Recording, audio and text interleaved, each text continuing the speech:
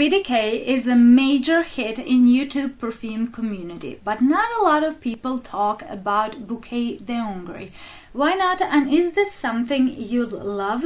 Watch until the end and you'll find out. So let's start with the inspiration of this perfume. David Benedek, founder of BDK Parfums, was inspired by two gardens when creating this perfume. The first inspiration was a memory of his grandparents' village on the border between Romania and Hungary in Europe. Thus the name says Bouquet de Hongrie. Since this perfume is a part of La Collection Parisienne, of course that the second inspiration comes from a Parisian garden near which Benedek's grandparents opened their first store of perfume products, and that are the gardens of the Royal Palace in Paris.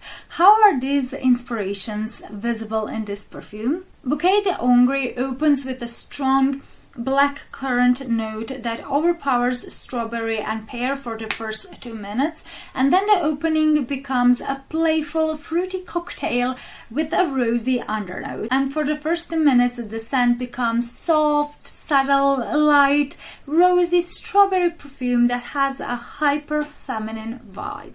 Since I live in Croatia, which shares border with Hungary to the north, the opening of this perfume reminds me of a pretty famous Hungarian wine, and that is Tokai. It's a very sweet type of wine, and in this perfume the combination of black currant, pear and strawberry, the sweetness of that pear smells to me like a delicious fizzy, sweet but playful taste of Tokai that pays homage to the Hungarian village David Benedek's grandparents lived in. In the heart, I mainly get a light rose scent with a touch of green notes, citruses and musk, while in the dry down, this is mainly a musky perfume with floral and woody undernotes. And musk here is beautifully done. It's so light, fresh and clean, so you don't need to worry about being animalic or dirty smelling. And this isn't a very sweet floral perfume, and neither is a very green scent. There are no sharp edges here.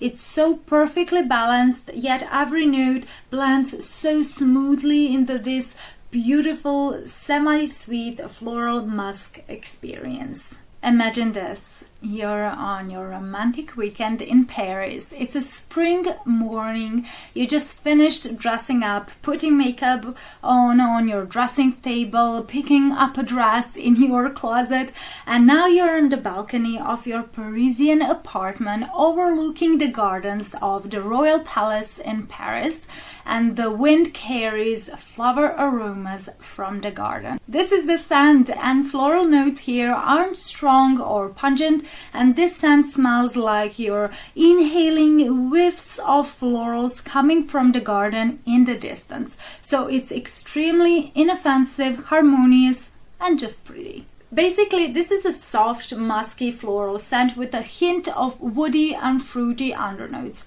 It can also be described as a rosy bubble bath, like the scent of rose-scented bubbles. It's so soft and gentle, but sophisticated and simply pretty. It's not an attention-grabbing perfume like Gris Chanel, Rouge Smoking or Possessoir. It's much more delicate, and it has effortlessly pretty vibe. This is like a floral whisper rather than a sharp and loud floral scent, and it's a perfect perfume for a delicate and romantic woman who wants to smell pretty, floral and fresh without the need to make a statement or get reaction out of others. So my rating for this scent profile is 7.5 out of 10. When I first tested Bouquet de Hongrie on my skin, I was a bit disappointed because it was very soft and it sits so close to the skin, and I thought it wouldn't last even an hour, but I was surprised because it passed the overnight test. It lasted about 10 hours on my skin,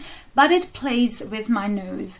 I kind of go nose blind to it, so you have to dig your nose into your arm to smell it, but my family members could smell it in the air. So I would say it has great lasting power, but like almost a non-existent projection and sillage. At least that is how I see it. So my rating for this performance is 6.5 out of 10. If this video was helpful and informative so far, click the like button and subscribe so it can be shared with more people. And now let's talk about the pros and cons of this perfume. The first negative point is a high price tag. So many think this is too expensive for a pretty floral, fresh, musky perfume. The second negative point is it has poor projection and sillage. You will like it if you are more into softer and intimate fragrances, but if you love louder perfumes, you will be disappointed with Bouquet de Hongrie. And the third negative point is this is a mass appealing scent. It's quite similar to Chanel's Chance au Tendre, so many think this doesn't smell like a niche perfume, it smells much more commercial. And now 3 positive points. First one is that this is a good gift idea. This is very likable, and if a person you'll be buying this as a gift likes softer perfumes, I'm sure this will be a big hit for her. It's very pretty and it smells pink, delicate and pastel. The second positive point is that this is a versatile daytime fragrance.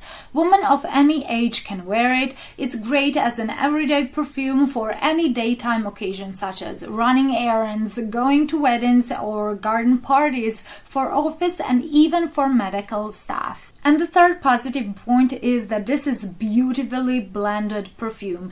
There are no screechy, plasticky, synthetic notes in this scent, and everything is so perfectly blended. So if you're very sensitive to strong artificial notes, check Bouquet de Hongrie out. This perfume would be great for those who want to have a floral perfume in their collection but don't like very sweet perfumes. Also, if you want something fresh but you don't want pungent, zesty, citrusy or green perfume, check it out as well. Bouquet de Hongrie would be ideal for those who like light, feminine, delicate, romantic and floral fragrances that just smell effortlessly chic and elegant. It can be worn all year round, but it's much better for spring and summer, and it's not sparkling, it's not zesty or pungent. It's like you're walking next to the flower shop and you get a scent of luminous floral bouquet in the distance. It's very pretty, but it didn't wow me, and I wished it projected a bit better and that I didn't go nose blind to it. So 3 words or adjectives I would describe it with would be delicate, romantic and rosy. My overall rating for the scent profile and the performance is 7 out of 10. If you like romantic, clean, musky perfumes, check out my review on Narciso Rodriguez Narciso Cristal. See you in that video.